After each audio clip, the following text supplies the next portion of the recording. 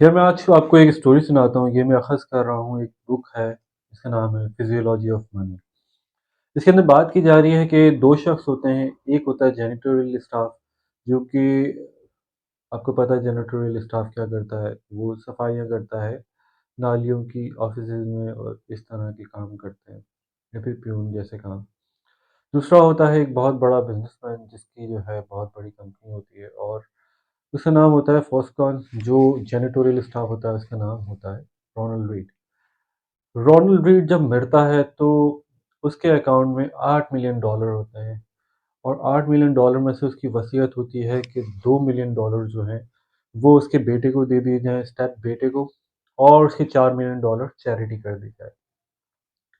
जबकि जो है 2008 में जब फॉक्सकॉन की बात की जाती है जो कि बहुत ही अमीर होता है, उसने अपने 2000 की दिहाई में अपना घर जो कि 18,000 स्क्वायर फीट पर मुहित होता है, उसको उसके उस घर के 11 वॉशरूम होते हैं, उस घर में 2 एलिवेटर्स होते हैं, 2 स्विमिंग पूल होते हैं।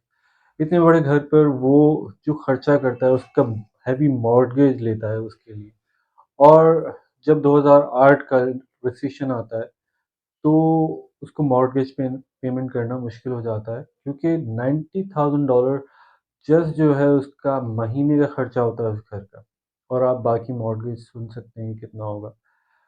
तो 2008 के अंदर फोस्कॉन अदालत के सामने कंफर्म करता है कि उसके अकाउंट में कोई पैसे नहीं बचे और वो कुछ भी पे करने के लायक नहीं है। ये कैसे हुआ? ये क्यों हुआ? एक जैनिटोरियल स्टाफ जो है वो $8 मिलियन के साथ कैसे मरता है? और एक जो है बिज़नेसमैन जो कि बहुत ही समझदार, पढ़ा-लिखा, जिसकी एक अच्छी उम्र गुज़री है जो कि मार्केट में, वो इस तरह बैंकरप्ट हो जाता है। हम ये बात नहीं कर रहे अ, कि पढ़ना बुरी बात है या फिर ना पढ़ना अच्छी बात है। हम ये भी बात नहीं कर रहे कि जो है एक छोटा इंसान नहीं कमा सकता या बड़ा इंसान कमा सकता है। मैं आपको दूसरे शोबों की तरफ लेके जाऊँ, हम इस तरह नहीं सोच सकते दूसरे शोबों में कि मैं एज़ अ जो मेरे पास एक्सपर्टीज़ नहीं है अगर ऑपरेशन करने की किसी ह्यूमन का, तो मैं उसका ऑपरेशन कर लूँ, सक्सेसफुल कर लूँ, ऐसा नहीं हो सकता। कोई मेरा भाई ये नहीं सोच सकता कि उसको एक गाड़ी डिज़ाइन नहीं करनी आती, उसका इंजन डिज़ाइन नहीं करना आता, मगर वो एक दिन उठे रात को सोकर और फिर उसके बाद जब सुबह उठे तो वो उसके ज़हन में कोई एक आइडिया और वो जाके डिज़ाइन कर ले, जबकि उसका इंजीनियरिंग का कोई बैकग्राउंड नहीं है। ये नहीं हो सकता कि हम जो है जहाज़ उड़ाने लगें जबकि हमें आता ही ना हो। मगर ये फाइनेंस में हो सकता है। फाइनेंस एक डिफरेंट फ़ील्ड है। इससे 2 बातें कन्फर्म हो सकती हैं कि एक तो आपका ज़रूरी नहीं है कि एक्सपीरियंस हो फाइनेंस का, तभी जाके, या फिर आपने पढ़ा हो फाइनेंस तभी जाके आप जो है कामयाबी हासिल करें। इससे ये भी बात साबित होती है कि आपका लक भी काम करता है। तो हम इसके अंदर आपसे और भी वीडियोज़ बनाएँगे, इसके ऊपर बात करेंगे। बट आज थोड़ा-सा यही बात कर लूँ कि मैंने जितने भी लोगों को अपनी ज़िंदगी में कमाते देखा है, तो हम बहुत सारे, आपने देखा होगा आस-पास भी, कि आप सोचते होंगे यार ये तो कुछ भी नहीं था। यार ये तो हमने इसके ठेले से बिरयानी खाई है, या हमने इसकी छोटी-सी दुकान से मिठाई खाई है। आज वो मल्टी बिलियनियर है, कराची में ही रहते हैं। मैं कराची में रहता हूँ इसलिए कराची की बात कर रहा हूँ।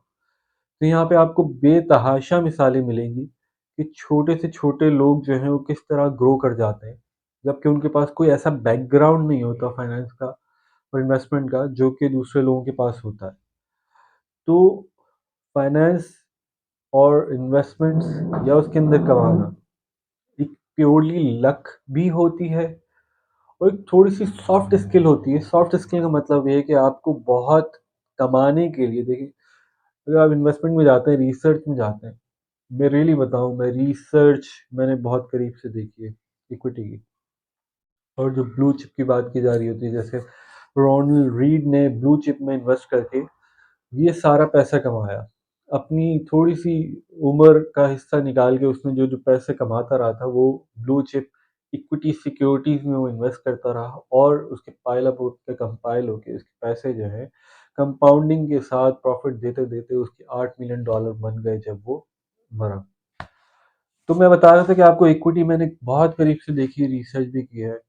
और मैं आपको बता दूँ कि रिसर्चर्स भी जो हैं, जितनी भी रिसर्च कर लें, वो आखिर जाके कहीं न कहीं ये सोचते हैं कि कहीं न कहीं खुद भी फ़ायदा नहीं उठा पाते।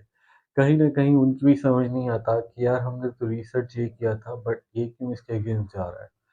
तो ये एक सॉफ्ट स्किल है, लक है, इन्वेस्टमेंट टोटली प्योरली कि आप किस तरह इसको लेके परफ़ॉर्म करते हैं, आप कितना कंसिस्टेंट रहते हैं। मैं मोर द वर्ड मैं इन 2 चीज़ों पे रिलाई करूँगा। इन्वेस्टमेंट में या तो आपको कंसिस्टेंट रहना है और एक आपका लक चलना है। अगर ये दोनों चीज़ें काम करती हैं, तो आप इन्वेस्टमेंट के शोबे में या फिर जो है आप कोई बिज़नेस करते हैं, उसके अंदर कामयाब हो सकते हैं। तो अपना बहुत ख़्याल रखिएगा, वीडियो अच्छी लगे तो शेयर कर दीजिएगा और मैं इसके ऊपर और वीडियो बनाऊँगा कि ज़्यादा इसको इलैबोरेट करूँगा कि investment more the luck luck किस तरह या फिर जो है आप इसके अंदर किस तरह काम कर सकते हैं। ख्याल रखिएगा, अल्लाह हाफ़िज़।